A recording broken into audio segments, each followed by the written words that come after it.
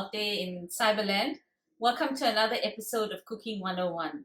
We're still in lockdown, and to all those people fighting the coronavirus, our hearts go out to you, our prayers go out to you. To those families that have lost loved ones, our deepest sympathies from the Andy family. And to the healthcare workers that are out on the front lines fighting this battle, you are the true warriors.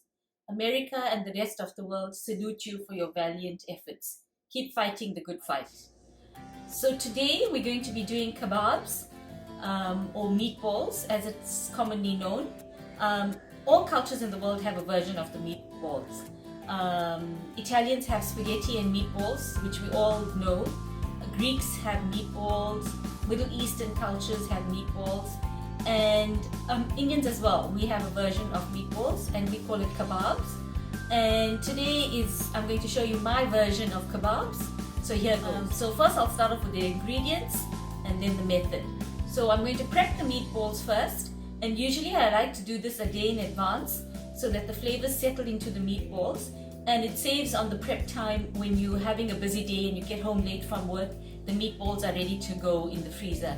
And trust me, homemade meatballs are the best. You're never going to eat a store-bought meatball again after this. So here goes. Let me show you the ingredients. Okay, turkey mince, ground turkey mince. Normally in South Africa I would use lamb mince, but because lamb is difficult to come by here in the US, I'm substituting it for turkey mince. And then we have an onion which we're going to dice, cilantro, peppers, jalapenos. Normally I would use a Thai green chili, but because I don't have Thai green chili and it's being locked down, I haven't been to the store, so I'm going to substitute jalapeno peppers, some spring onion, and then my spices like I showed you previously. Chili powder, turmeric, cumin,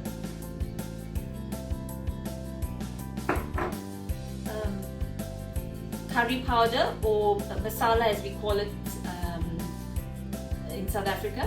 And you're going to find a version of curry powder in any Indian store across the US.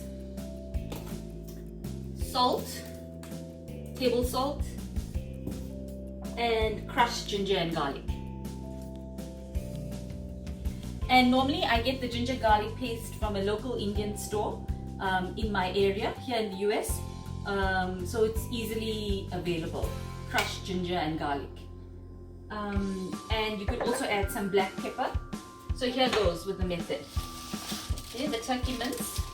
I'm just going to rinse it ever so slightly because the mistake people often make is to make the mince waterlogged. And once the mince becomes waterlogged, it's impossible to work with. So just a slight rinse. You don't want the mince to become waterlogged. Okay, so you add in your mince. And then I'm going to add in my salt. Again, you can use your discretion. I would say for this quantity of mince, about 2 tablespoons. As I said, I prefer to use my fingers for when I cook, but you're welcome to use a teaspoon or a tablespoon, whatever you fancy. In with the ginger garlic paste.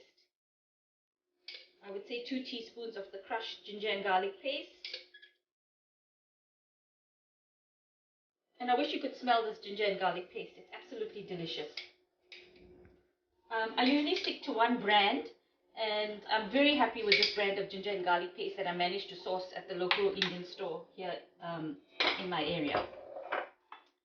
And then I'm going to add in 2 teaspoons of curry powder, half a teaspoon of turmeric,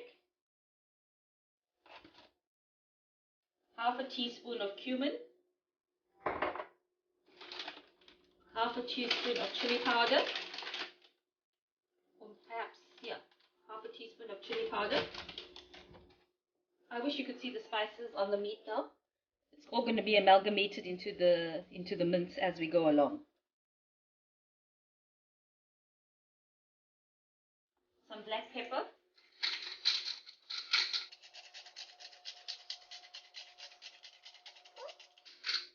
And then we go in with the diced onion, which I've diced earlier, the diced onion,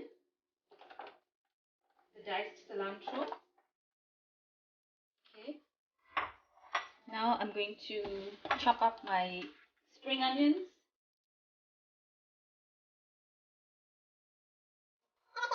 So my cutting skills are not of that of a professional chef.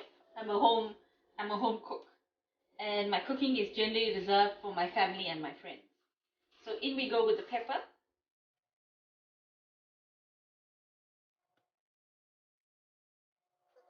I don't add in an egg or breadcrumbs. Some people do to make it bind, but because I don't allow the mince to become waterlogged, I generally don't add in an egg or breadcrumbs.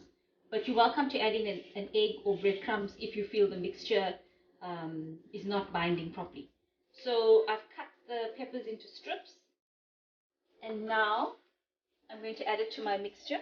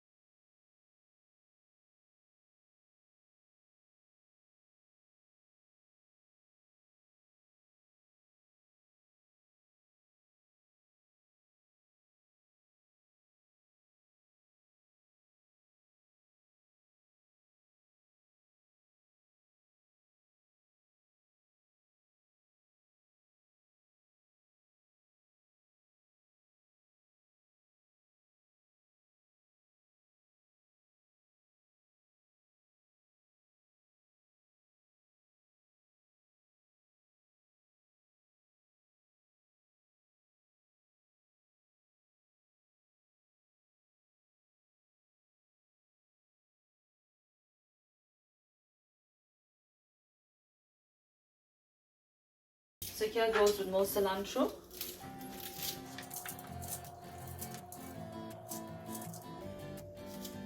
If you had some Italian parsley, I guess you could use it, but generally us as Indians, we stick to cilantro. So incorporating the cilantro into the mixture. And I wish you could smell the cilantro in my kitchen. It smells divine.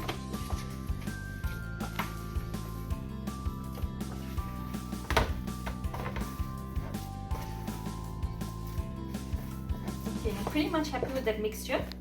I'm going to cover it and let it rest in the fridge for about 30 minutes, and then I'll be ready to make the meatballs. So I'll see you all in 30 minutes after this has had time to rest. As I said, if you want to add in an egg or some breadcrumbs into the mixture, you're welcome to do that at this stage. I generally don't add an egg or breadcrumbs, so I'm going to let it sit in the fridge for about 30 minutes. See you in 30 minutes. My home kitchen here in the USA. I have a teeny tiny kitchen that I'm going to show to you one of the days. Compared to the kitchen that I have back home in South Africa, it's really teeny tiny. But I managed to do all my cooking in here, and I managed to keep my family fed, and I've even had a few dinner parties while I was here in the US. So as I said, I've waited for 30 minutes and I've put the mince mixture into the fridge. I'm not going to be taking it out to make my meatballs. So my meat has been sitting in the fridge for 30 minutes, and now I'm going to take it out and start rolling start to roll the meatballs. Okay, as you can see, the mince has firmed up, and I'm ready to go. Okay, so you want to break off a golf ball, less than a golf ball size of mince. I'm actually going to put some oil into my hands to work with this mixture. Makes it easier to deal with. I've put some oil into a bowl, and I'm starting to oil my fingers so it's easier to handle the meat. And I'm going to roll them into golf-sized balls.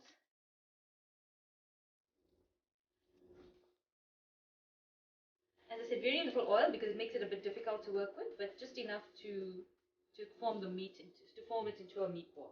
Okay.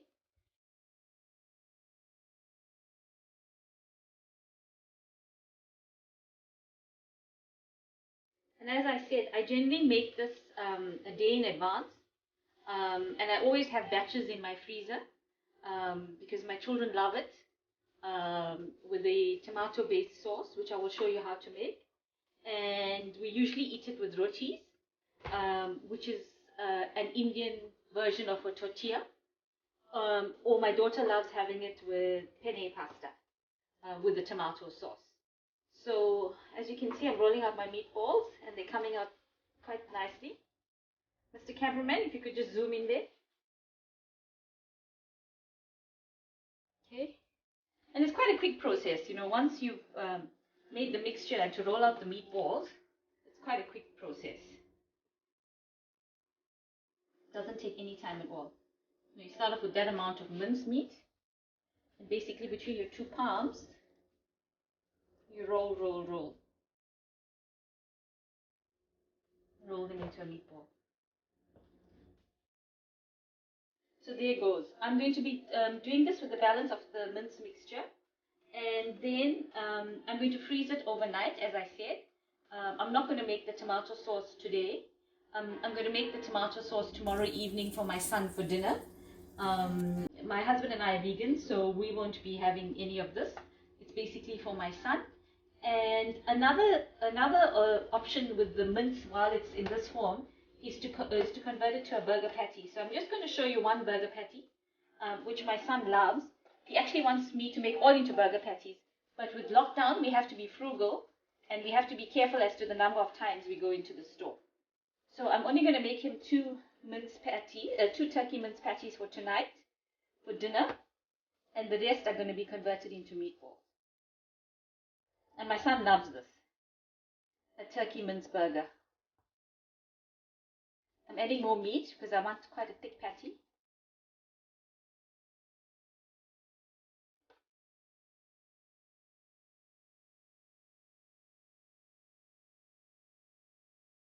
So that's one patty done for dinner tonight. Just patting it down and getting it into a nice shape. And it's best to leave it in the fridge before you cook the patty, you know, just for the meat to rest a bit. Maybe, possibly even in the freezer for half an hour, and then put them on the grill for the turkey burgers. And the minced kebabs, I generally grill them in the oven. So here goes with my second turkey burger patty. And I've taken quite a large amount of minced meat. Actually, it'll fit the palm of my hand.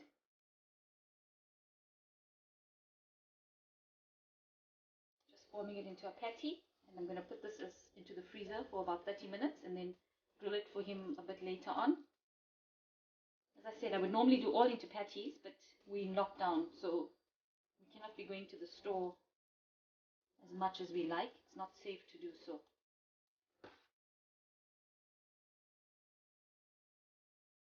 Not happy with the shape, so I'm going to carry on cutting it down. And as I said, it doesn't have to be perfect. This is home cooking for your family and friends. You know, we're not doing Michelin star cooking. We're not doing fine dining cooking. It's just home cooking to be enjoyed with your family and friends. Okay, cutting down the patty, which will be for dinner tonight for my son. Homemade burger patties and the meatballs. I'm going to continue with the rest of the meatballs and freeze them overnight. And in the next step, I'm going to show you how to make an Indian-based tomato sauce and to grill the meatballs. And then I'll be serving the meatballs with the tomato sauce for dinner for my son tomorrow night. So good night, happy eating, be safe and stay healthy. Until tomorrow evening.